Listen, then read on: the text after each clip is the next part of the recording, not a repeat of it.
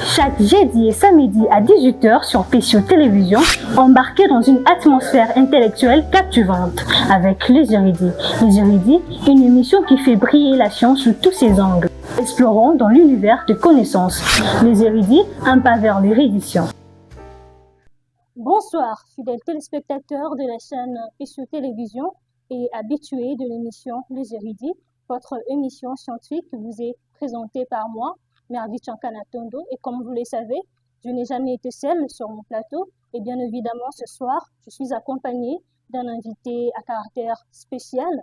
Il est juste à côté de moi et nous fera l'honneur de se présenter. Bonsoir. Bonsoir Madame Merdi, j'espère que vous allez très bien. Oui, je C'est vous moi remercie. réalisé de cette présence aujourd'hui afin de discuter sur les questions pertinentes de notre pays. Le plaisir est vraiment partagé. Exactement. C'est M. Nok Manoka, je suis analyste politique indépendant, je suis défenseur judiciaire et en même temps activiste des droits de l'homme. Ok, avec le maître Enoch Manoka Tezo, nous allons parler sur l'agression rwandaise, le rôle et défis de la jeunesse pour la paix en RDC. Moi, j'aime l'appeler le vénérable suprême Lopander du barreau. Ouais, exactement. Pourquoi est-ce qu'on vous appelle comme ça déjà? Bon, c'est un surnom que j'avais acquis avec ces histoires des procès fictifs. Ouais. Donc je pense que c'est une époque révolue. Ouais. Ce sont des surnoms qu'on acquiert quand on était étudiant. Donc c'est ça un peu. Moi, je pensais que c'était issu du fait que vous avez réalisé un chef-d'œuvre, un livre nommé Caneva, du procès humilié de l'étudiant en droit. J'espère que récemment, quand je vous avais reçu, on avait parlé de cela. Exactement. Bon, ça prend plusieurs occurrences, mais je pense que le plus important, c'est que lorsqu'on est étudiant et que l'on œuvre dans des histoires de procès similés, on a toujours tendance à s'attribuer des surnoms pour s'identifier. Donc c'est comme ça que je m'appelle également. Il y a plusieurs éléments qui entrent en jeu sur cette question également. Alors, entrons au bain de notre discussion de ce soir. Nous allons parler, je crois que je vous ai déjà balancé le thème, on va parler sur l'agression rwandaise, le rôle et défis de la jeunesse congolaise pour la paix en RDC. Alors, dans les contextes historiques, pouvez-vous expliquer brièvement le contexte historique de l'agression rwandaise et en RDC et comment cela influence-t-il la situation actuelle? Voilà, merci de la question. Il faille d'abord préciser une chose, c'est que la compréhension d'un événement dépend en grande partie de son histoire. Et derrière chaque histoire se cachent des mythes, ce qu'on appelle une dimension sotériologique. Et également un aspect qu'il faudrait prendre en compte, on sait que l'histoire c'est également cette succession d'événements que l'on croit être vrais et que d'une certaine façon ne sont pas vrais. Parce que l'histoire également c'est l'ensemble des événements triqués que l'on aimerait rencontrer aux gens. Alors qu'en réalité, ces événements ne sont pas réellement tels qu'ils sont. Alors, partant de l'histoire ou du contexte historique de la guerre de notre pays, il faudrait retenir une chose. C'est que cette agression remonte du 19e siècle pour certains, où le petit État rwandais, à l'époque un royaume, puisque ayant l'instinct de survie, étant un royaume restreint dans un carcan un peu plus restreint par rapport à la République démocratique du Congo, à l'époque le royaume Congo, avait cette envie de conquérir d'autres territoires. Et qui partant de cette occurrence, le roi de l'époque avait entrepris une guerre contre notre pays, à l'époque sous les jougs du roi Léopold II, afin de pouvoir conquérir les territoires. Mais s'il faut être plus contemporain, l'agression actuelle remonte de 1997, allais-je dire, après que le FDLR ait pris les pouvoirs en faisant partir M. Mobutu à l'époque, puisqu'il était reproché à ce dernier d'avoir été dictateur, de ne pas respecter les valeurs démocratiques, et M. Laurent Désiré Kabila, voulant faire partir Mobutu, a eu cette envie pressante de pouvoir collaborer avec certains États voisins de notre pays afin de pouvoir faire partir Mobutu. Mais le problème qui se pose, c'est que tous les États qui étaient venus pour soutenir Laurent Désiré Kabila à l'époque avaient également leurs agendas cachés. Parce que dans la scène internationale, il n'y a que des intérêts, il n'y a pas d'amis. Laurent Désiré Kabila fit, selon moi, tromper à l'époque parce qu'il pensait être avec des vrais amis, alors que ses amis également avaient leurs envies politiques, avaient leurs agendas. Après avoir été au pouvoir, M. Laurent Désiré Kabila s'est vu dans l'obligation de chasser le Rwandais qui l'entourait parce que, entre guillemets, ce dernier avait des envies politiciennes qui consistaient à pouvoir prendre certaines parties du territoire de notre pays pour les annexer au sein de leurs États respectifs. Je parle du Rwanda et du Burundi et tout ce qui va avec. Ouais. Alors, à l'heure actuelle, il faudrait également prendre en compte l'aspect de 2001, 2002, 2003, 2004, 2005. Après la mort de Laurent Désiré Kabila, M. Joseph Kabila était devenu président de la République. J'entends que c'est Laurent Désiré Kabila qui nous a fait entrer dans ces pétrins. Bon, je ne suis pas en train d'affirmer que c'est lui réellement qui a fait entrer notre République dans ces pétrins, mais il est l'élément par lequel les agresseurs de notre pays sont entrés dans notre pays. Ça, c'est un élément qu'il faudrait prendre en compte. Parce que lui, il avait cette envie de faire partie de nous. Et ces personnes qui sont venues les soutenir avaient également leurs agendas que lui ne maîtrisait pas. Okay. Et donc, ces personnes ont usé d'une certaine malice pour profiter de cette occasion afin d'envoyer notre pays. Alors, après cela, certains vous diront, avec le gouvernement de 1 plus 4, on était face à une république pratiquement divisée. Il y avait certains qui occupaient l'est du pays, les autres le nord, et tout ce qui va avec. Alors, M. Kabila a eu cette intention de pouvoir réunifier la nation, autrefois divisée, en prenant en compte tout ce qui faisait partie des rébellions. Ça également, c'est un aspect à prendre en compte. Alors que ces rébellions étaient constituées en grande partie de Rwandais, de Burundais et des Ougandais. Alors, le 1 plus 4 consistait à faire quoi? À réunifier le pays en prenant en compte tous les acteurs politiques qui prenaient certaines parties du pays. Et en prenant en compte cet aspect, on a fait le brassage, c'est-à-dire on a pris des gens qui étaient autrefois des rebelles, on les a mis dans l'armée de notre pays et certains sont devenus des politiciens. Donc, si vous prenez en compte le fait que Laurent Désiré Kabila ait amené le Rwandais, et après lui, avec toutes ces rébellions qui ont divisé le pays, avec le brassage, c'est ce qui a amené ce qu'on appelle l'agression rwandaise. Alors, il y a également un aspect qu'il faudrait ajouter par rapport à la communauté internationale, parce que l'agenda caché derrière la participation du Rwanda et les autres supplétifs, c'est le minerai stratégique de notre pays. Parce que la République démocratique du Congo étant une république exponentiellement grande, a également un sous-sol exponentiellement grand. Ce qui fait que les grandes puissances, puisqu'ils savent que le modernisme actuel voudra c'est que l'on puisse user de minerais stratégiques afin de fabriquer des téléphones, fabriquer des bombes atomiques, fabriquer des armements et tout ce qui va avec. Ils se sont dit également que s'il faut qu'on prenne des minerais par la voie normale, on va enrichir la République démocratique du Congo. Et plus cette république deviendra riche, plus elle deviendra forte, plus elle sera exigeante, plus elle ne voudra pas se faire exploiter par d'autres États. D'où il faut créer une agression qui consistera à voler des minerais par l'entremise de notre État pour pouvoir asservir cette nation, nous garder dans une sorte de pauvreté sempiternelle afin que nous ne puissions pas nous sortir de ces jours. Donc c'est ça un peu les aspects un peu transversaux qu'il faudrait prendre en compte par rapport à cette guerre. Il y a la communauté internationale qui est derrière tout ça, il y a les États voisins d'une certaine façon qui ne sont pas sérieux. On est seul face à ces agressions. Apparemment, on est seul. Exactement, parce que nous sommes une république à la grandeur d'un continent. Alors, nous sommes parmi les nations qui sont très riches. Alors, la seule façon pour nous maintenir dans la pauvreté consisterait à nous créer de guerre. Comme c'est le cas avec d'autres États, le Soudan est un exemple typique. Le Soudan, c'était en réalité l'un des grands pays de l'Afrique, mais qui aujourd'hui est divisé. Il y a le Soudan du Nord et le Soudan du Sud. C'est également cette occurrence qu'on voudrait mettre en compte dans notre pays. On va créer une division dans l'optique de pouvoir bénéficier du sous-sol de notre pays. Donc c'est ça également l'aspect qu'il faudrait. Et nous alors qui avons cette richesse-là, Dieu nous a bénis vraiment en ressources. Pourquoi, et je ne sais pas moi quoi dire, pourquoi sommes-nous incapables de les utiliser? C'est une très bonne question. Pourquoi sommes-nous incapables d'utiliser ces richesses que nous avons? Il faut partir aussi de l'histoire, parce que la compréhension de tout ce que nous vivons aujourd'hui, c'est le résultat de l'histoire de notre pays. Après l'indépendance, la République démocratique du Congo n'avait pas assez d'intellectuels qui pouvaient diriger la nation. Et ces grandes puissances ont également profité de l'ignorance de notre pays afin de nous maintenir dans cet état. Mais également un aspect qu'il faudrait ajouter. Pensez-vous qu'on était parti à demander l'indépendance un peu très tôt, on devrait attendre que les Belges puissent siégé encore parce que après le départ des Belges, les Congos jusqu'à ces jours, je peux dire, on est vraiment entré dans le chaos, si je peux le dire comme ça. Voilà, c'est une très bonne question, mais il faut comprendre également que le contexte de l'histoire à l'époque n'est pas le même contexte qu'actuellement.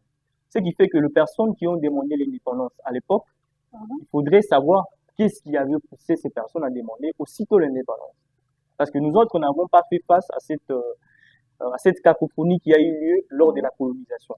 Nous ne maîtrisons pas de façon précise tout ce qui s'est passé lorsqu'il y avait la colonisation. Ce qui fait en sorte que on ne peut pas aujourd'hui dire que les personnes qui avaient demandé l'indépendance l'avaient faite de façon un peu précoce. Alors, avec les temps et avec un peu de recul, on peut dire aujourd'hui qu'il y avait lieu d'attendre parce qu'il n'y avait pas encore des intellectuels des technocrates qui pouvaient gérer la République. Alors, partant de la question principale que vous avez posée, comment on n'est pas prêt ou on n'est pas capable de pouvoir gérer nos pays, alors il faut comprendre également cette capacité réside également de la République à mettre en exergue des usines qui vont permettre à l'intelligence congolaise de pouvoir exploiter ses propres richesses. Alors, s'il faut qu'on parle de l'histoire jusqu'aujourd'hui, il n'y a pas assez d'usines qui ont été créées dans le sens de pouvoir exploiter le minerai de notre pays par nos propres efforts ou par nos propres génies congolais. Alors, ce qui fait que tous les gouvernements qui succèdent du jour au lendemain ne créent pas de l'emploi, ne créent pas des usines, ne créent pas de l'industrie, parce que c'est l'industrialisation qui fait développer une nation. Tant qu'il n'y aura pas une industrialisation, on ne saura pas faire développer notre pays. On a des richesses, oui, mais nous ne l'exploitons pas. C'est comme quelqu'un à qui on remettrait de l'or, mais qui ne sait pas que c'est de l'or. Alors, c'est pratiquement ce que nous vivons avec notre pays. Mais aujourd'hui, est-il que nous avons connaissance que nous avons des richesses? Nous avons également des personnes qui, d'une certaine façon, peuvent exploiter ces richesses. Mais il n'y a pas cette volonté politique au sein de notre État qui consisterait à pouvoir créer des usines afin d'exploiter ces ressources. Donc, c'est ça également. Il y a aussi cet aspect où le politique s'approprie des richesses. Il y a des gens qui ont des carrés miniers et qui l'exploitent à leur fin personnelle et ça ne profite pas à la nation. Donc tout ça, si vous les compilez, vous allez vous rendre compte que la République ne s'enrichit pas, c'est un groupuscule d'individus qui s'enrichit au détriment de notre pays. Quel rôle pensez-vous que la jeunesse congolaise peut jouer dans la promotion de la paix et de la réconciliation nationale compte tenu de tensions historiques avec le Rwanda? Voilà, très bonne question. Merci. Il faudrait d'abord comprendre que la jeunesse congolaise représente 80% de la population de notre pays et pratiquement également 70% des analphabètes du pays. Une jeunesse qui en réalité ne sait pas comment... entre guillemets, la gratuité de l'enseignement. Exactement. Cette gratuité, bien que appliquée dans certaines parties du pays, elle n'est pas vraiment appliquée dans la totalité. Alors, cette jeunesse qui ne sait pas subvenir à ses besoins, une jeunesse qui ne se retrouve pas dans la gestion de la société, une jeunesse qui ne parvient pas à jouer bien son rôle au sein de la République, une jeunesse pratiquement faible, une jeunesse victime de la mégestion de la nation, parce qu'aujourd'hui vous pouvez finir l'université et que vous ne parvenez pas à trouver des emplois au regard du domaine de prédilection exactement de vos études. Pourquoi? Parce que les emplois dans notre pays, c'est dorénavant les avantages dévolus aux enfants des acteurs politiques de cette République. Les avantages dévolus à un groupuscule de personnes où il y a le clientélisme, il y a le tribalisme. Vous deviez être d'une telle tribu pour briguer un tel poste. Vous deviez appartenir à telle famille pour briguer tel poste. Aujourd'hui, c'est question de relations. Exactement. Face à toute cette cacophonie, c'est pratiquement difficile de dire que la jeunesse va jouer tel rôle ou tel rôle. Mais qu'à cela le tienne. Puisque la jeunesse représente la force de toute une république, la force de toute une nation et les devenirs de cette dernière, la jeunesse a un rôle actif à jouer. On sait que cette dernière doit adhérer à l'armée pour pouvoir servir la nation. Cette jeunesse doit également combattre l'ennemi par l'entremise des outils que nous avons. Par exemple, les réseaux sociaux, parce qu'il y a également une guerre numérique menée contre la République démocratique du Congo par la diffusion des fausses informations. Vous pouvez aujourd'hui cliquer sur Facebook, vous verrez qu'il y a eu X ou Y informations, mais si vous vérifiez la source de cette dernière, vous vous rendrez compte que l'information n'est pas vraie. Mais les problèmes qui se posent également, c'est que, au-delà de tout ce qu'on peut dire sur les rôles que la jeunesse doit jouer, elle ne saura pas très bien jouer ses rôles tant qu'elle n'a pas assez d'outils nécessaires pour bien jouer ses rôles. Tant qu'elle ne maîtrise pas assez l'histoire de notre pays. Tant qu'on ne la laisse pas bien jouer son rôle. Parce qu'on peut dire que la jeunesse doit jouer son rôle. On vous dira que le rôle, c'est d'adhérer à l'armée aujourd'hui. Mais on ne vous dira pas que le rôle de la jeunesse, c'est également travailler pour la République. Parce qu'on ne la donne pas de travail. Donc on veut nous jouer des rôles qui paraissent en réalité, bon, pas péjoratifs, mais d'une certaine façon négatifs, mais pas de rôle positif. On veut nous rendre actifs, mais pas nous rendre participatifs. On ne veut pas que l'on participe à la gestion, mais on veut qu'on puisse aider la nation face aux crises. Et vous verrez que cette jeunesse à qui on demande à jouer ce rôle, c'est une jeunesse qui travaille à l'entreprise de Winner, qui se réveille le bon matin et qui n'a que pour travail de jouer au Winner. Alors que les jeunes ou les enfants des acteurs politiques de notre pays sont en Europe en train d'étudier dans de grandes universités et reviennent au pays, même avec aucune expérience, mais parviennent quand même à briguer de grandes responsabilités et arriver jusqu'au sommet de la République.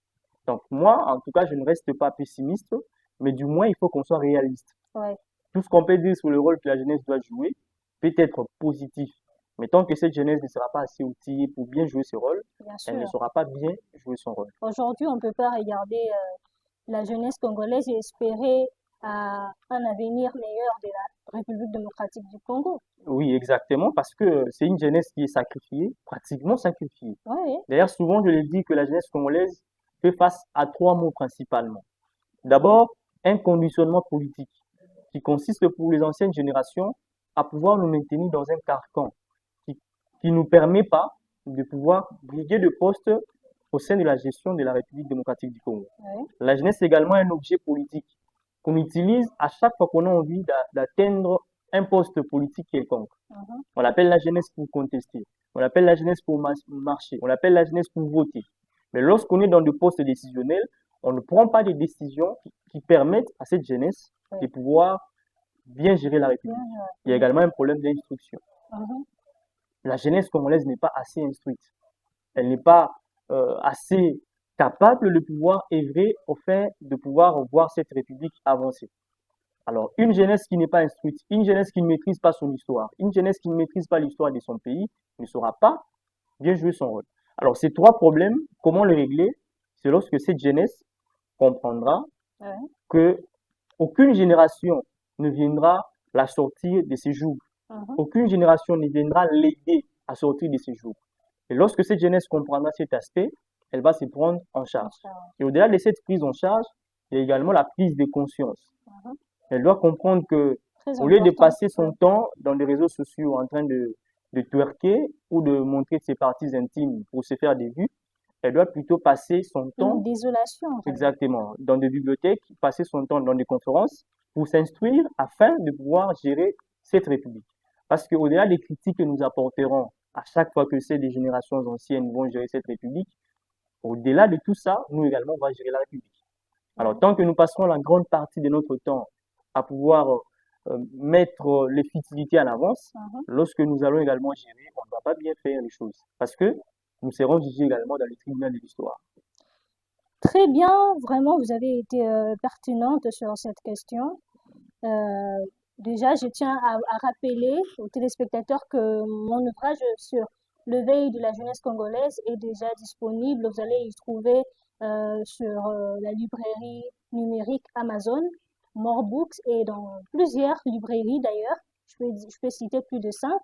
Et si justement vous tapez sur la barre de recherche de Google l'éveil de la jeunesse congolaise, eh bien vous allez vous retrouver en train de percevoir plusieurs librairies auxquelles vous allez en trouver. Alors, comment l'éducation peut-elle être utilisée pour sensibiliser les jeunes Congolais aux enjeux de la paix et de la sécurité dans leur pays, le nôtre d'ailleurs? Voilà, partant de cette question, l'éducation, c'est un outil très important au sein d'une république parce que c'est d'elle que l'on peut définir l'avenir d'une nation.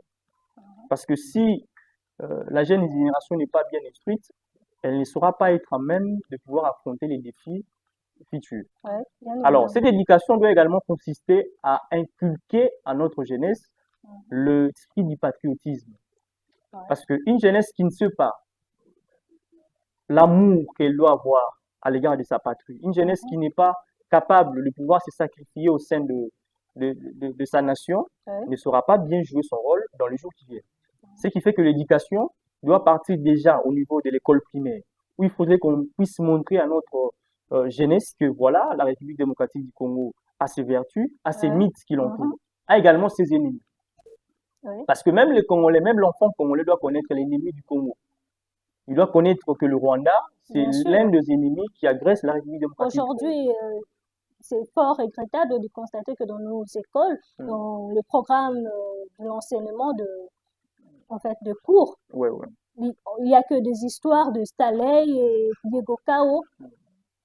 Qu'est-ce que vous pouvez dire par rapport à cela? Parce qu'on doit insérer le cours qui parle de notre histoire, faire connaître aux enfants qui viennent, qui naissent, que voilà, on vient de là, on va quelque part et tout cela.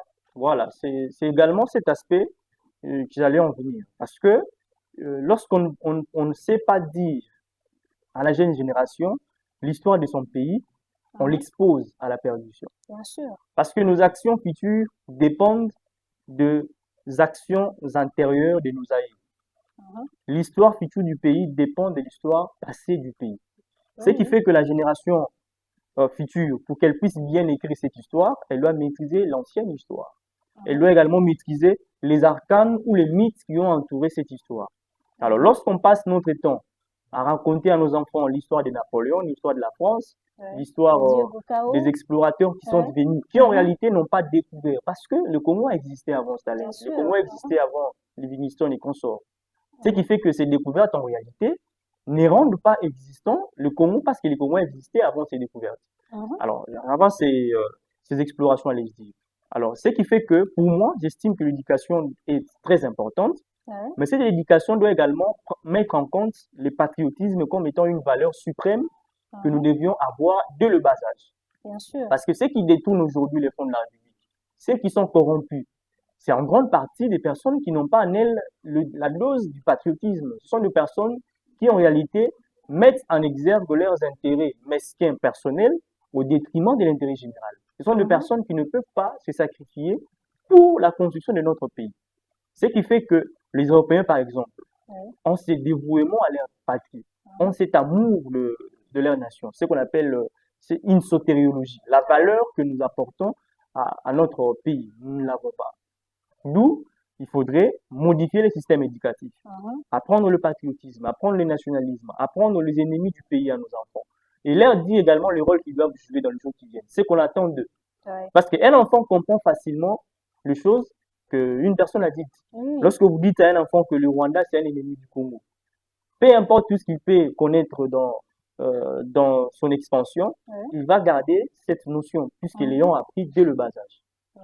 Donc, c'est également une arme contre cette agression. L'éducation est une arme contre l'agression rwandaise. C'est une arme contre l'agression dont est victime notre pays. Donc, il faut un changement du système éducatif pour voir notre pays également s'étendre par rapport à l'aspect éducatif. L'éducation est une arme salvatrice pour l'avenir de notre pays. Vraiment, merci beaucoup pour votre réponse. Ça a été vraiment pertinente. Quelles initiatives ou programmes existent actuellement pour encourager les jeunes à s'engager activement en fait, dans des actions pour la paix en RDC? Voilà, merci également pour cette question. En réalité, il n'existe pas assez d'initiatives. Parce que la guerre dont est victime notre pays ne date pas d'aujourd'hui. Ça fait pratiquement 30 ans que nous sommes aujourd'hui en train de tourner autour de cette question de la guerre. Mais en réalité, il n'y a pas assez d'actions qui ont été implémentées depuis le passé et qui ont perduré avec le temps, auxquelles on peut se référer pour dire que voilà, il y a telle action, la jeunesse doit faire ceci, faire cela, pour qu'elle puisse aider la République à faire face à cette agression. Les actions sont circonstancielles. Vous voyez, lorsqu'il y a une agression, on se réveille un bon matin, on tient un meeting, on dit aux jeunes, venez vous enrôler à l'armée. Donc, il n'y a vraiment pas une politique Ah qui oui. consiste à pouvoir rendre participative la jeunesse La congolaise jeunesse, face à cette agression. Pourquoi? Parce que chaque président qui vient, chaque politicien qui brigue un poste amène sa vision. Alors qu'une république, c'est une maison à perpétuelle construction. Ce qui fait que les projets qui doivent être entrepris par les politiques doivent perdurer avec le temps. À telle enseigne que, puisque les hommes passent et les institutions restent, ceux qui viendront après doivent se maintenir face à ces projets-là et puis l'achever. Alors que chez nous, vous verrez que lorsqu'il y a un président qui vient, il a un projet par rapport à cette agression qui consiste à faire participer la jeunesse au regard de certaines actions. Lorsqu'il y aura un nouveau président, ce président va faire tabula rasa par rapport à ces projets et apporter un nouveau projet. Ce qui fait que nous tournons dans un cercle vicieux où on amène des actions qui ne perdurent pas dans le temps et qui ne créent pas des effets tels que voulu. Donc, jusqu'à preuve du contraire, il n'y a pas assez d'actions ou il n'y a pas des actions institutionnalisées qui consistent à faire participer la jeunesse à cette guerre. Mais au moins, nous voyons quelques acteurs politiques qui appellent la jeunesse à pouvoir adhérer à l'armée. On ne peut pas appeler ça une action parce qu'en réalité, on ne sait pas les objectifs. Est-ce que c'est parce que Goma a été pris? Parce que Bunagana a été pris, ça fait longtemps. On n'a pas appelé la jeunesse à venir adhérer à l'armée. C'est après que l'on ait pris Goma et Bukavu qu'on s'est dit qu'il faudrait que les jeunes viennent. Donc en réalité, il se pose un problème d'action et de politique. Mais au moins, je vois certains politiques qui appellent la jeunesse à adhérer à l'armée. Je ne ferai pas leur promotion, bien sûr, mais je trouve qu'il n'y a réellement pas d'actions qui sont institutionnalisées. Et quelles sont les actions que vous, étant que patriote, je ne sais pas moi, auriez-vous à proposer aux jeunes pour qu'ils puissent aider le pays? Bon, en réalité, les actions, il y en a les gens. Il y a toute une litanie d'actions qu'on peut proposer. Mais d'abord, tout doit passer par le service armé obligatoire. Parce que si vous prenez l'article 63 de notre Constitution, il est dit, je crois à l'alinéa 2, que les services militaires peuvent être obligatoires. C'est une possibilité. Alors qu'une république ou un État qui est victime d'une agression ne peut pas faire du service militaire une possibilité. Parce que à chaque fois, on aura toujours besoin d'une réserve de militaires qui vont servir la République. Au-delà de ça, le citoyen doit également comprendre que mon pays est en pleine guerre et être capable de se défendre lorsque l'occasion se présenterait. Alors, il faudrait rendre le service militaire obligatoire à tous les échelons. Au-delà du fait qu'au niveau de l'école primaire, vous deviez inculquer le patriotisme, mais avant d'être universitaire, il faut passer presque 6 mois ou pratiquement 4 ans d'une formation militaire. Ça ne fait pas de vous un militaire, mais ça vous permet au moins de s'outiller. Exactement, de vous outiller afin d'être utile aux besoins lorsque l'occasion se présenterait. Donc, je pense que c'est d'abord l'aspect qu'il faudrait prendre en compte. Rendre le service militaire obligatoire pour créer une réserve de militaires pour notre pays. Alors, au-delà de ça, il faut mener une campagne. Ce qui s'est fait pratiquement maintenant parce qu'on a un ministère de la jeunesse et de l'éveil patriotique. Bon, en réalité, qui ne joue pas ses rôles de l'éveil patriotique. Il faudrait des actions concrètes qui consistent à éveiller la conscience congolaise, à mener des actions, à mener des ateliers. Parce qu'en réalité, nous sommes en pleine guerre. Bien sûr. Et cette guerre, ça ne date pas de maintenant. D'où les actions devaient être menées chaque année, chaque mois. Bon, il faut qu'il y ait des émissions, il faut qu'il y ait des meetings, il faut qu'il y ait des manifestations, il faut qu'il y ait un gouvernement qui représente une république en pleine guerre. On doit sentir que ces gens, en réalité, ont cette envie-là de mettre fin, exactement, de mettre fin à la guerre. On a des ministères en réalité qui ne servent à rien, on a des ministères qui ne peuvent pas aider la République, des ministères en réalité qui sont budgétivores, parce que ces personnes ne sont là que pour avoir l'argent, mais n'aident pas la République. Un pays avec plusieurs partis politiques. Exactement, mais n'aident pas la République à pouvoir avancer. Alors, au-delà de mener des campagnes, il faut également exiger à ce que tout parti politique, avant d'œuvrer sur l'aspect politique de notre pays, puisse envoyer un quota de ses membres qui doivent entrer à l'armée. Et également, il faut qu'il y ait des ateliers dans chaque parti politique où on invite des généraux, où on invite des colonels qui viennent outiller les membres de ces partis politiques-là à pouvoir être à la hauteur. Ou au besoin, limiter le nombre de partis politiques parce qu'il faudrait mettre trop de restrictions. Il faut mettre trop de restrictions et puis limiter le nombre de manifestations politiques qui ne servent à rien. Parce que vous allez voir des marches de soutien à la vision du chef de l'État qui en réalité ne nous sert à rien. Ça ne sert à rien. Pourtant, au lieu de faire ce genre de marche, il faudrait par contre que ces partis politiques puissent mener des actions pour demander à leurs membres d'adhérer à l'armée et d'être utiles à la nation. Donc, je pense que si on prenait le service militaire obligatoire de campagne ou des actions concrètes menées sur le terrain, mais également l'adhésion obligatoire de tout membre d'un parti politique à l'armée, ça va nous aider à pouvoir mettre à terme à cette Ça guerre. va vraiment nous aider à aller de l'avant. Je demanderai au gouvernement de personnes qui pourront nous suivre de pouvoir vraiment tenir compte de ce qu'a dit le maître Enoch Manoka. Ça va vraiment nous aider comme il vient tout justement de le souligner. Et alors, quel rôle joue la justice transitionnelle dans le processus de réconciliation en RDC et comment les jeunes peuvent-ils y participer? Voilà, merci de cette question. C'est une question très pertinente parce que au-delà du fait que lorsqu'il y a guerre, au-delà de l'aspect de mettre à terme à cette guerre, il y a également l'aspect de la prise en compte des victimes ou de personnes qui sont victimes de cette guerre. Bien sûr. Parce que en réalité, la justice traditionnelle n'est rien d'autre que cette justice qui intervient après qu'il y ait un conflit armé afin de pouvoir aider une république à procéder à la réparation des préjudices qu'auraient subis les victimes de cette guerre, mais aussi et surtout la répression des actes posés par des personnes qui ont pris part à cette guerre. Oui. Alors ici, il faudrait prendre un aspect. Cette justice traditionnelle peut intervenir dans le cadre du processus mené par le prélat catholique, qui consiste à pouvoir mettre en exergue tous les acteurs politiques de notre pays afin de trouver un accord politique qui va mettre à terme à cette guerre. Mais il est malheureusement de coutume au sein de notre pays que lorsqu'il y a une guerre et que vous passez par des accords politiques, il y a toujours un mécanisme d'amnistie qui consiste à pouvoir amnistier toutes les personnes ou tous les politiques qui ont pris part à la guerre afin de les laver de tous les actes infractionnels qu'ils auraient commis lors de la guerre. Et vous allez vous rendre compte que ceux qui ont été autrefois des rebelles sont aujourd'hui de grands acteurs politiques qui ont de grands partis politiques et qui peuvent traîner de masse. Parce que ces personnes ont été amnistiées et tout ce qui va avec. Alors moi, je pense également que notre justice transitionnelle doit surtout mettre un accent sur la réparation des victimes.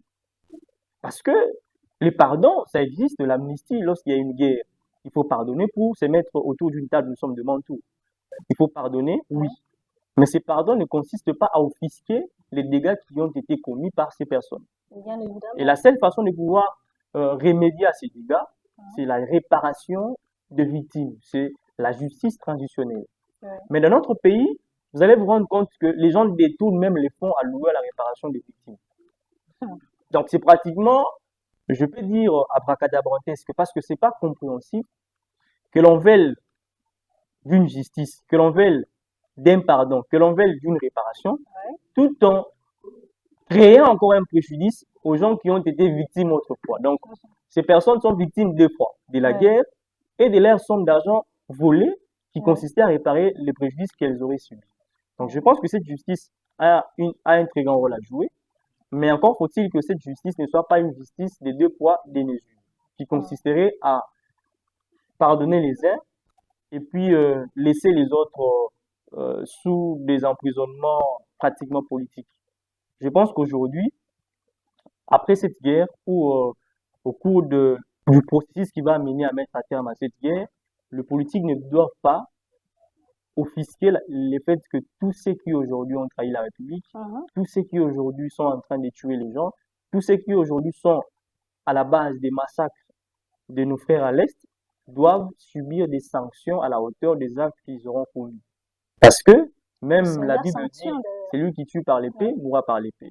Donc la justice aujourd'hui doit non seulement réparer les victimes, non seulement apporter réparation aux actes posés par ces personnes, la justice doit également poursuivre ces personnes qui auraient commis ces actes afin qu'elles soient condamnées. Et puis elles doivent servir d'exemple à ces personnes qui d'autrefois auront cette envie de créer des rébellions. Elles ne pourront plus le faire parce qu'elles sauront dorénavant qu'à chaque action, il y aura une réaction. Et cette réaction, ce serait la justice traditionnelle. Aujourd'hui, le chef de l'État se retrouve dans question mark, si je peux le dire comme ça. Il ne sait pas s'il faudrait aller au dialogue ou soit favoriser ou carrément aller déclarer la guerre. Et vous, quel est votre rapport par rapport à cela? Voilà, j'ai une position. Je pense que, comme on le dit en droit, mieux vaut un mauvais arrangement qu'un bon procès. Ouais. En politique également, mieux vaut un mauvais accord politique qu'une bonne guerre. Parce qu'en réalité, la guerre entraîne toujours de pertes en vies humaines. Oui, oui. La vie est sacrée et elle est une valeur suprême, une valeur sacramentelle au sein d'une république. Donc, tout ce qu'on peut faire doit avoir comme objectif principal et matriciel la préservation de la vie. Mais encore est-il que il faut se poser la question sur qui ou quels sont les acteurs politiques qui doivent prendre part à cet accord politique ou à cette négociation. Parce que là, comme l'impression qu'il y a une fraction des acteurs politiques ou une fraction de personnes au sein de notre pays qui sont des dieux, qui doivent prendre part à toutes les négociations, qui doivent prendre part à toutes les décisions qui consistent à définir les devenirs de notre nation. On ne peut pas aujourd'hui dire qu'on veut la paix en négociant avec les gens qui créent la guerre ou en négociant avec les gens qui autrefois avaient négocié pour la paix et qui aujourd'hui prennent part à des rébellions. Est-ce qu'on serait sûr que ces personnes demain ne vont plus se retourner contre la République? Est-ce qu'en négociant avec un rebelle qui autrefois a tué nos compatriotes, cela va servir d'exemple à ces citoyens qui veulent également monter une rébellion? Parce que ces citoyens vont se dire quoi? La République, c'est pas une république répressive. Je vais créer une rébellion, après on va m'appeler, on va négocier, je serai un acteur politique, je serai un président de l'Assemblée nationale et tout ce qui va avec. Donc moi je pense que ce n'est pas mauvais en tant que Bantou de penser, discuter autour d'une table. Mais c'est mauvais de penser, discuter avec des envies politiciennes. Avec un objectif qui consiste, lorsqu'on vient, on est rebelle, on discute pour avoir un poste politique. Ça, c'est pas une bonne chose. On va discuter pour mettre la terme à la guerre. Exactement, parce que c'est un secret de polichinelle. À chaque accord politique, il y a un partage du gâteau, il y a un partage du pouvoir. Tous ceux qui veulent prendre part à cette table ronde veulent demain avoir un poste ministériel, veulent demain garantir les intérêts de leur parti politique. Alors, que deviennent ces victimes de cette guerre? Lorsqu'elles verront que ces personnes qui aujourd'hui sont à la base de massacres à l'est de notre pays, demain deviennent des présidents de la République, demain deviennent des présidents des Assemblées nationales, demain deviennent des grands acteurs politiques qui vont décider pour le devenir de notre nation. Qu'est-ce que ces victimes vont se dire? Elles seront déçues. Donc je pense que c'est très bien de discuter, c'est très bien d'implémenter l'accord politique, mais dans quelle position également? Parce que lorsqu'on parle dans une discussion, il faut également qu'on ait une position de force qui va permettre à ce que l'autre puisse céder. Alors que, il faut qu'on se le dise, la République démocratique actuellement a une position de faiblesse. Parce que certaines parties de notre pays sont sous les jougs d'une rébellion.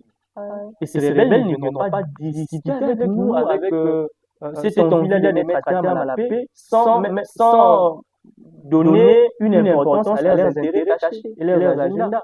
Donc il faudrait également que la République puisse se prendre en charge en menant cette guerre correctement, en reconquérant les territoires qui ont été pris par l'ennemi. Et c'est après cela qu'on pourra venir discuter et voir comment est-ce qu'on pourrait éventuellement régler les problèmes comme devant. Parce que le dialogue ou le palabre, c'est une culture bantou et nous sommes bantous, on ne peut pas dire le contraire. Merci beaucoup, Maître Manoka. Nous étions déjà vers la fin de notre belle émission. Avant que nous suscitions encore des questions sur lesquelles vous allez devoir répondre aux téléspectateurs qui nous suivent à ce moment. Quel rôle les organisations internationales peuvent-elles jouer pour soutenir les efforts de la jeunesse congolaise en quête de la paix? Voilà, merci également pour cette question, parce que la République démocratique du Congo est un État. Il y a un État, elle est toujours appelée à être en relation avec d'autres États, elle est toujours appelée à être en relation avec des organisations internationales, parce qu'il existe ce qu'on appelle la communauté internationale, où on y trouve des États, des organisations internationales et d'autres sujets du droit international. Mais il se pose un problème. On sait que la communauté internationale étant constituée des États, des organisations internationales et tout ce qui va avec, ces acteurs ou ces sujets de la communauté internationale n'ont pas d'amis. Ces sujets n'ont que des intérêts. Ce qui fait qu'une république, pour se faire respecter sur la scène internationale, doit être puissante. Mais le problème qui se pose par rapport à notre nation, c'est que, au-delà de tout ce que nous devrions dire, le Rwanda a également ses alliés. Mais nous avons le même allié que le Rwanda. Voilà ce qui nous pousse à dire que, pour mettre également fin à cette guerre, il faudrait que la République puisse changer son paradigme géopolitique et géostratégique, qui consiste pour notre nation à compter sur le même acteur ou sur le même partenaire internationaux que contre le Rwanda. L'Union européenne, par exemple, avait signé un accord avec le Rwanda qui consiste à pouvoir avoir une minerai. Alors que le Rwanda n'a pas ces minerais dans son sous-sol. Donc l'Union européenne est consciente que ces minerais ont été prises également ont été pris en RDC. Et de façon un peu pas très bien.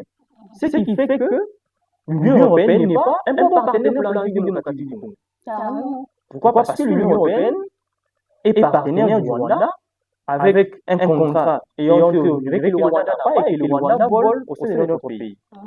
Alors, c'est également cette hypocrisie que moi je décris. Puisque nous savons que le même partenaire auquel nous partons pour demander du soutien sont le même partenaire au Rwanda, donc il serait absurde et contradictoire que l'on puisse compter également à ces mêmes partenaires. Donc moi je proposerais à ce que, dorénavant, que nous puissions compter par exemple aux États tels que la Russie, qui est également une grande puissance, mais qui met également en exergue les intérêts de certains États. Parce qu'on doit se le dire, en étant en relation avec la France, la Belgique, les États-Unis d'Amérique, l'Union européenne qui va avec, ces personnes, excusez-moi, ces acteurs, ces pays, ces organisations internationales ont leurs intérêts dans nos relations. Et la République démocratique du Congo doit également avoir ses intérêts dans ses relations avec d'autres États et des organisations internationales. Tant que nous irons comme des victimes, parce que, on doit se le dire, actuellement, on est en train d'écrire sur la diplomatie agissante. Mais cette diplomatie, c'est une diplomatie des victimes ou des victimisations. La République démocratique du Congo doit cesser de plaire ici. Cesser de vouloir donner l'impression que l'Union européenne viendra se battre pour nous. Non. On doit nous prendre en charge et reconnaître le fait que l'intégrité territoriale de notre pays ne peut être défendue que par nous qui sommes congolais, et non l'Union européenne, et non les Américains. Parce que quand l'Amérique est attaquée, l'Amérique ne compte pas sur la République démocratique. Mais pourquoi nous comptons sur l'Amérique lorsque nous sommes attaqués? C'est pratiquement une absurdité et ce n'est pas une bonne posture. Mais je trouve que la Russie est un bon partenaire parce que, au regard des autres États tels que le Mali, le Burkina Faso, ce qui va avec, on voit que la Russie traite avec eux égal à égal. Et d'où la Russie également prend des positions sur la scène internationale qui va à l'avantage de nos intérêts. Donc je pense que notre pays peut compter sur la Russie et non tous ses partenaires hypocrites. C'en est fini pour ce soir. Je ne sais pas, avez-vous un mot de la fin ou carrément un appel que vous pourriez lancer à la jeunesse de notre pays? Voilà, merci pour cette opportunité. D'abord, je vous remercie pour l'invitation. C'est à moi de vous remercier. Voilà, j'ai un mot à double échelon. D'abord, à l'égard des autorités de notre pays. Je leur demandé, les autorités et les politiciens également, je leur demandé de prendre conscience que la République démocratique du Congo ne sera pas défendue par les Français, par les Belges, par les Américains et tout ce qui va avec. De comprendre que la survie de notre pays dépend en grande partie des actions que ces autorités implémentent aujourd'hui.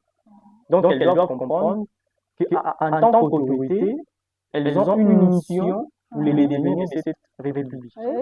D'où elles doivent prendre des décisions qui vont faire avancer notre pays. Aux politiciens, je leur demandé de mettre de côté leurs intérêts mesquins par rapport au camp politique. Parce qu'aujourd'hui, la République démocratique du Congo n'a pas besoin de partis politiques, n'a pas besoin de l'opposition, n'a pas besoin de la majorité. Elle a besoin plutôt des acteurs politiques consciencieux et amoureux de leur nation et qui savent que le devenir de cette République dépend en grande partie des efforts des uns et des autres. Et à la jeunesse congolaise,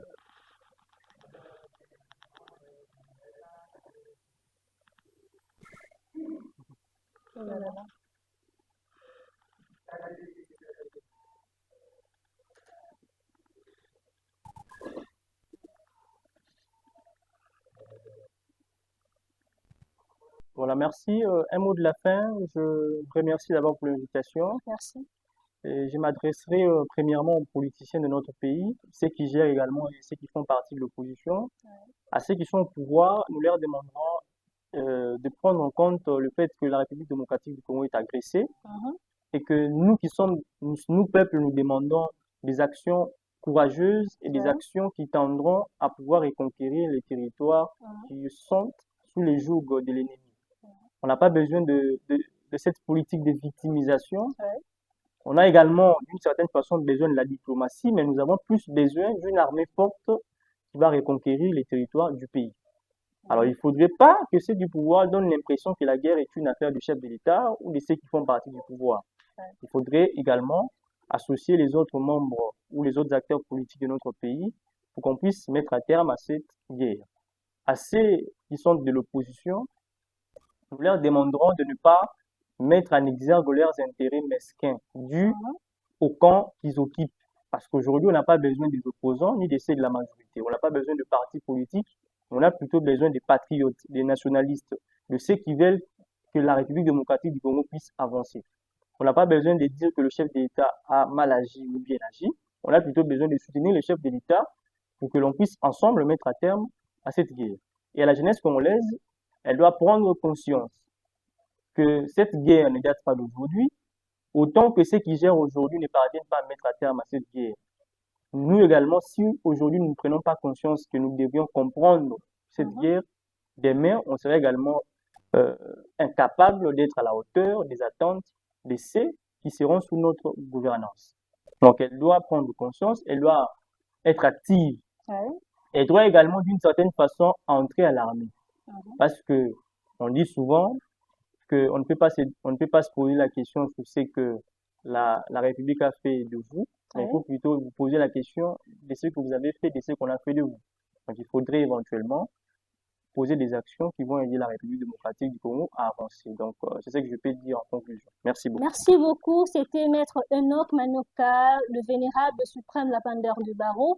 Et nous sommes déjà à la fin de notre émission. Merci pour votre confiance. Et je tiens à saluer les personnes magnifiques qui étaient derrière ces images, ces belles images qui vous est parvenues sur les écrans. Et là, je vois le DT Ephraim Diboué et je vois aussi Emmanuel et je vois Ephraim.